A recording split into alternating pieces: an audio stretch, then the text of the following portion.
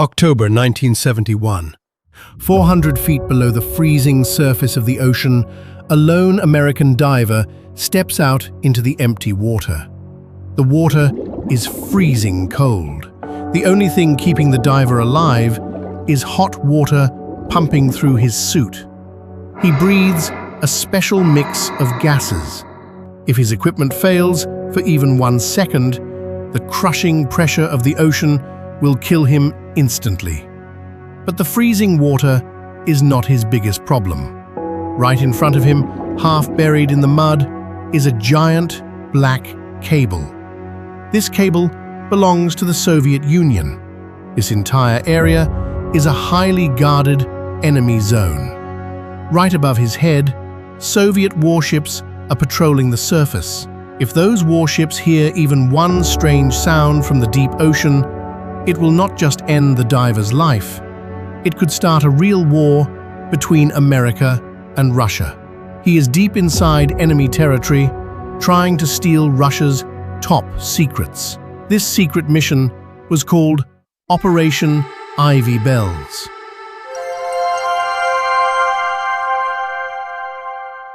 It is one of the most daring underwater spy missions in history.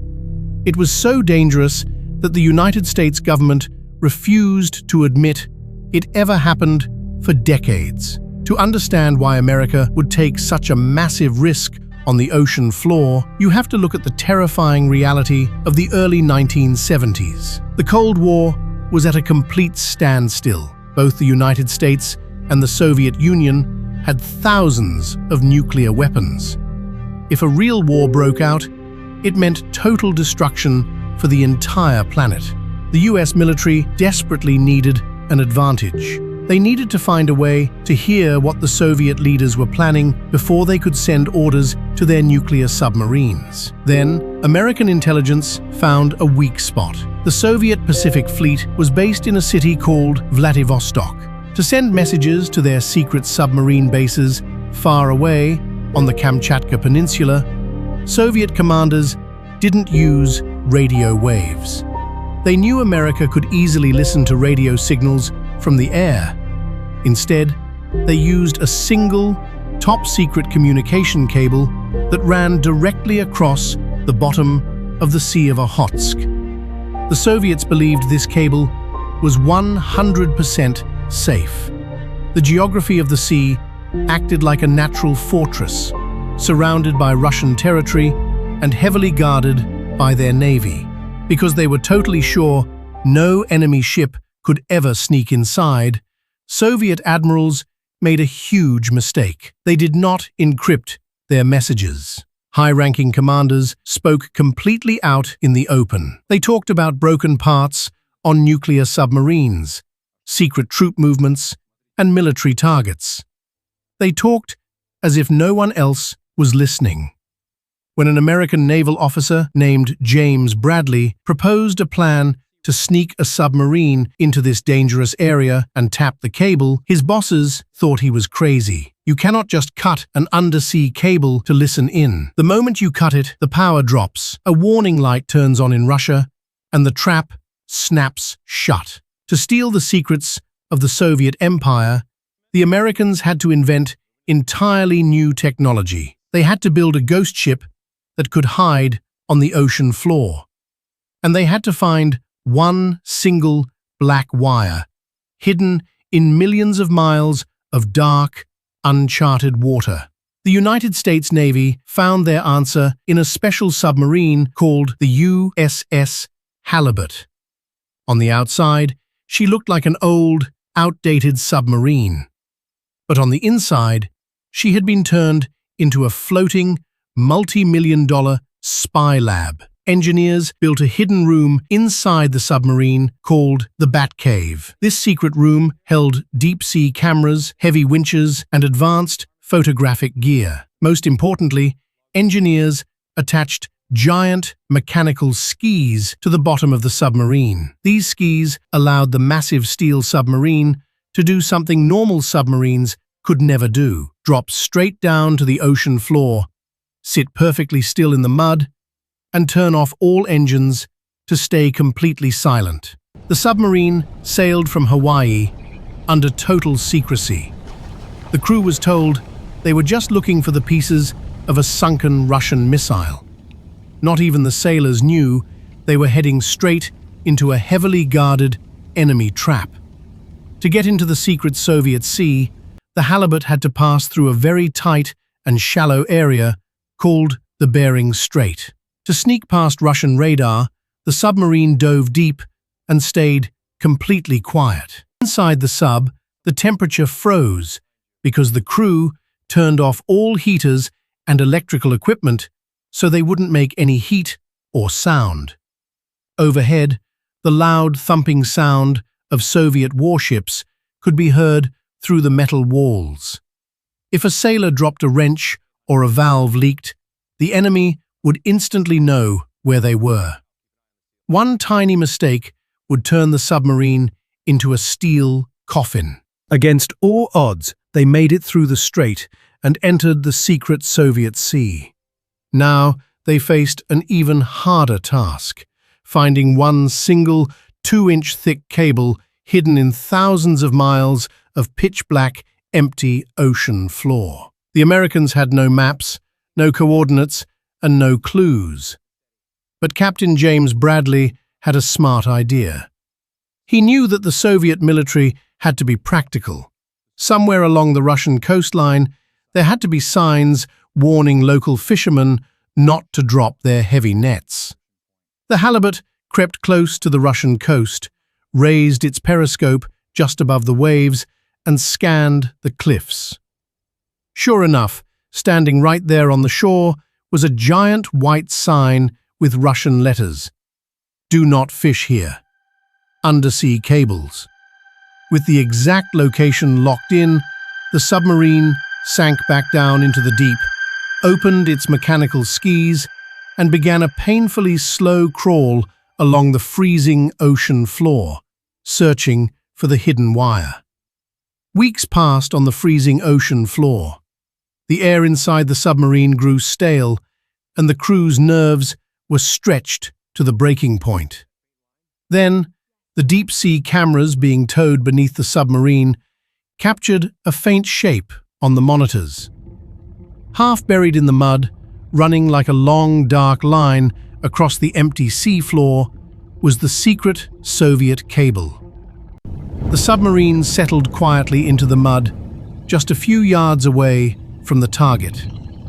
The special diving team entered the escape hatch.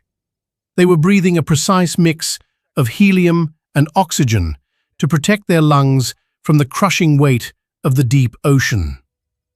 When the heavy outer door swung open, they stepped out into a pitch-black world where no human was ever meant to go. Working in short, exhausting shifts in the freezing water, the divers carefully moved a massive 3-foot-long metal cylinder toward the cable.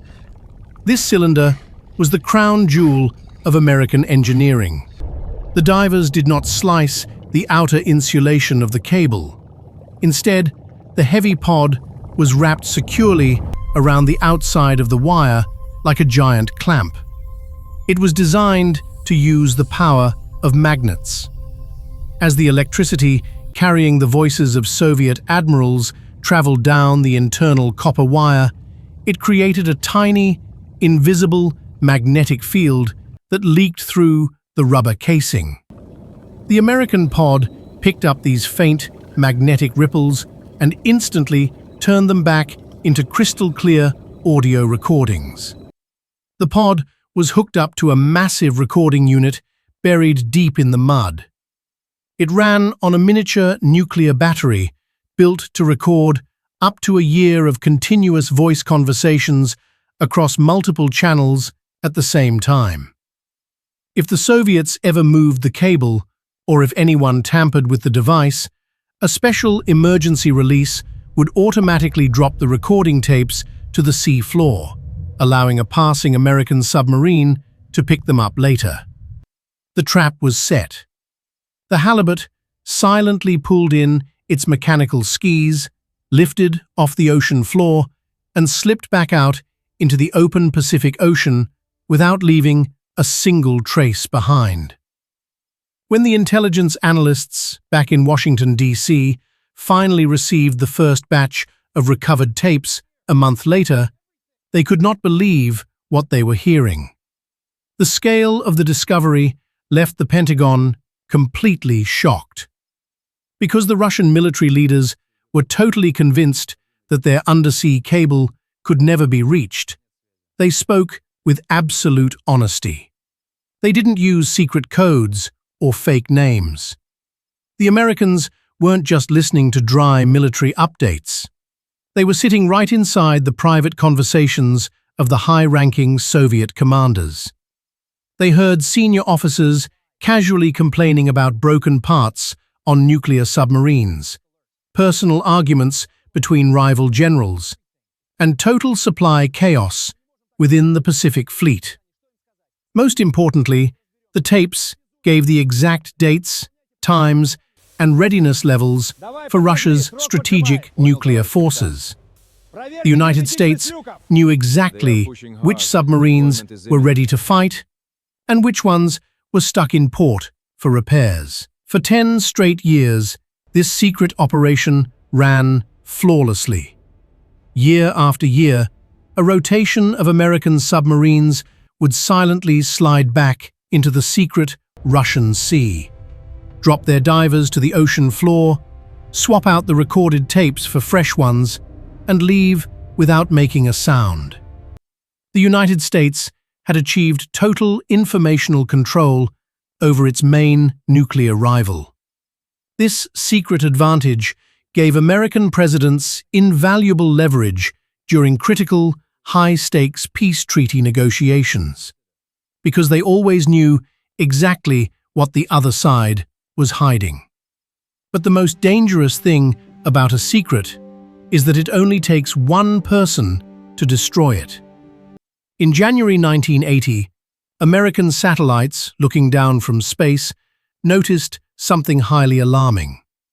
A large group of Soviet Navy ships, heavy cranes, and security vessels had suddenly gathered in the exact middle of the Sea of Okhotsk.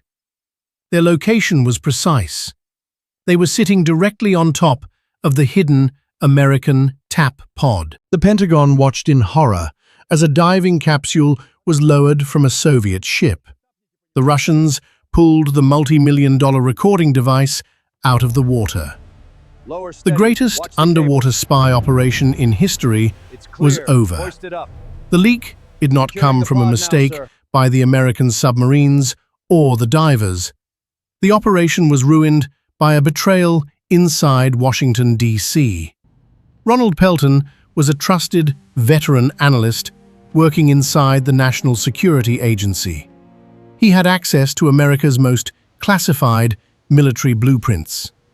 But by 1980, Pelton was drowning in personal debt and facing bankruptcy. To make quick money, he walked straight through the front doors of the Soviet embassy, sat down with Russian spies, and sold the exact location and secrets of Operation Ivy Bells for just $35,000. The Russian government could barely believe their luck. For 10 years, their enemy had been listening to their most private military conversations. Now, a single, desperate analyst had handed them the leak on a silver platter. The FBI launched a massive, silent manhunt. It took 5 years of tapping phones and tracking bank records, but in 1985, federal agents finally trapped Pelton in a Washington hotel room. He was put on trial, convicted of spying against his country, and sentenced to life in prison. The heavy American TAP pod was never returned to the United States. Today, it sits inside a secure exhibit hall at the Central Armed Forces Museum in Moscow, a silent monument to a time when human daring pushed technology to the very bottom of the Earth. Operation Ivy Bells proved that the most important battles of the Cold War were never fought on open battlefields. The ultimate winner was the side that could move like a ghost through the dark, listening to the secrets that the rest of the world believed were buried forever. What do you think about this dangerous underwater mission? Did the American analyst get what he deserved for betraying his country? Let me know your thoughts in the comments section below. If you enjoyed this incredible story, make sure to hit the like button, share this video with your friends, and subscribe to the channel so you never miss our next deep dive into hidden history. Thank you for watching, and we will see you in the next video.